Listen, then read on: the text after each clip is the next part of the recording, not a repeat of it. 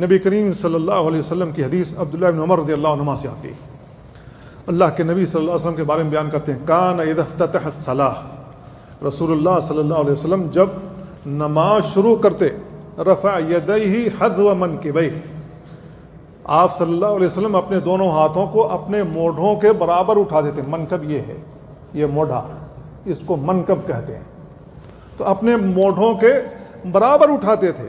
وَإِذَا رَفَعَ رَأْسَهُ مِنَ الرُّكُوعِ رَفَعَهُمَا أَيْضًا كَذَلِكَ، جب اللہ کے نبی صلی اللہ علیہ وسلم رکوع میں جاتے تو بھی اللہ کے نبی صلی اللہ علیہ وسلم دونوں ہاتھوں کو ایسے ہی اٹھاتے تھے۔ یہ صحیح بخاری کے الفاظ ہیں۔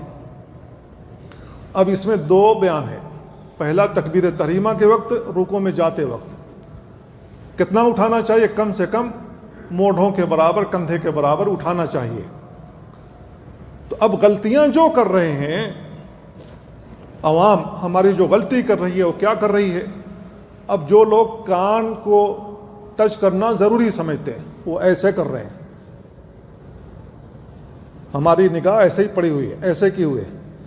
قبلے کا استقبال ہتھیلی کے ذریعے ہوتا ہے، ایسے نہیں ہوتا تلوار کی طرح ہاتھ اٹھا کر کے دکھا رہے ہیں۔ کس کو دکھا رہے ہیں آپ؟ اب جو لوگ کان میں ٹچ کرنا ضروری سمجھتے ہیں ان کو ایسے ہی دیکھا گیا ہے، یہ ہتھیلی تو نہیں ہے، یہ ایسے آپ کر رہے ہیں کعبے کو ایسے نہیں، ایسے کرنا ہے۔